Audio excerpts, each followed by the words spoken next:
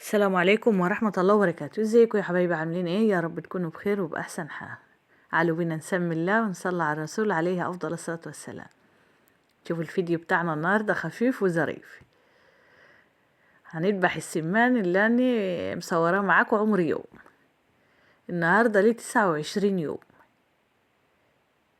ما شاء الله، حلو ومليان، وهو خلاص 31 يوم هيبيض، ولو بيض بيفرغ مبيبقاش فيه لحم، فاحنا هنلحقه بقى كده، مش محتاجين البيض بتاعه في حاجة.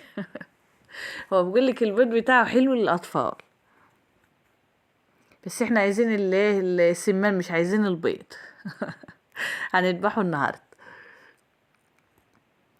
ما شاء الله احنا ذبحنا، وطبعا ما صورتش معاكم عشان ما حدش يعني يكون بخاف من الذبح او كده. ونضفناه حلو، وشايفين ما شاء الله صدرها مليان وريحها حلوة، يعني مش منفضة ولا حاجة. والسمان من ده يا حبيب، من الواحدة من عمر يوم لغاية ما هتذبحيه بتاكل نص كيلو عليك.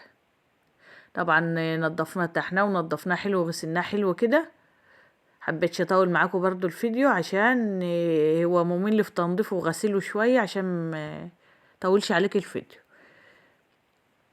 وهننزل بشوية الطماطم الحلوين، 3-4 طماطمات دول وبصلاية، وهنحط السمان بتاعنا على حسب الكمية بقى اللي انت عايزاها. انا عملت على جدين. لا اله الا الله. طبعا يا حبايبي، اللهم صل وسلم على سيدنا محمد. مش حابينه محشي النوبة، وانت لو حشيتيه هتعملوا له الخلطة زي الحماء.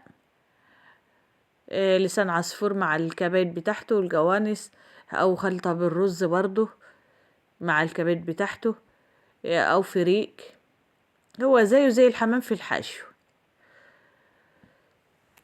طبعا هنسيبهم بقى على النار كده، وبنحط له ملح من الاول خالص، عشان ايه؟ هو اقل حاجة بيتطيب وما بغيبش في الطياب. وحطينا حبتين ولا جراورة. لا اله الا الله. طبعا يا حبيبي زي ما انتم شايفين، انا شوحته حلو كده، ما بسلكوش في المية على طول بالطماطم، بسيبه يشوح حلو كده على النار بالبهارات بتاعته، بالطماطم بالبصل.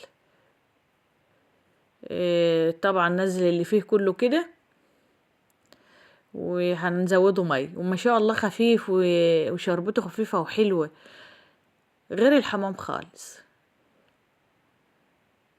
لا اله الا الله. تحسي ان انت بتاكلي فراخ بلدي، حاجة كده بصراحة طعمها حلو. ولو ما عندكيش مكان تربي في البيت، ممكن تربي في حته صغيره خالص في البلكونه، بس تكون امنه، ما يكونش فيها فرقان.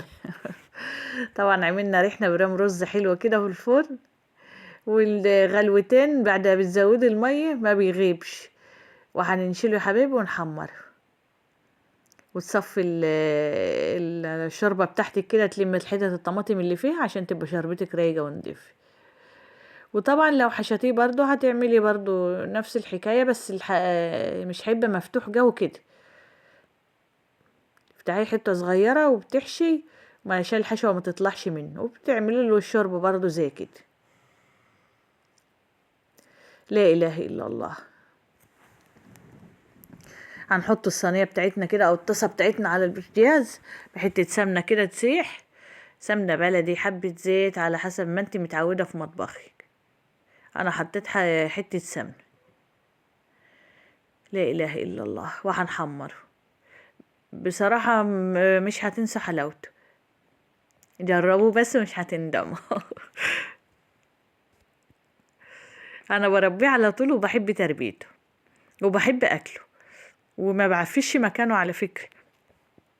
يعني انا كنسله مرة واحدة في الشهر، ما بعفش مكانه ولا بيعمل ريحة وحشة.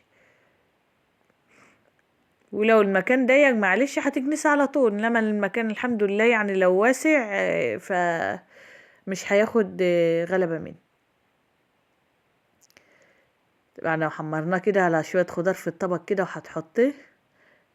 كل سنة وانتم طيبين. ولو وصلتوا معايا هنا لغاية كده، تنسوش تعملوا لايك وتشتركوا في القناة. بذمتكم السمان ده مش يحتاج لايك؟ مش محتاج لايك. كل سنة وانتم طيبين وتنعاد عليكم وعلينا بخير. لا إله إلا الله. طبعا شوينا ريحنا بجنجان حلوة كده ومع البرام الرز وطبق السلطة الحلو بتاع كل يوم ده لازق، والرز المعمر بتاعنا اللي عاملينه ما شاء الله ولا حول ولا قوة إلا بالله. بألف هنا وشفا للي شاف وللي كل، وربنا يحسن ما بين ايديكم وعينيكم يا رب. ده كان فطارنا النهاردة يا حبايبي. طبعا عصير التمر بالموز بالمكسرات بتاعنا والتمر هندي والخضار. ما تنسوش تعملوا لايك وتشتركوا في القناة. استودعكم الله الذي لا تضيع ودائعه. السلام عليكم ورحمة الله وبركاته.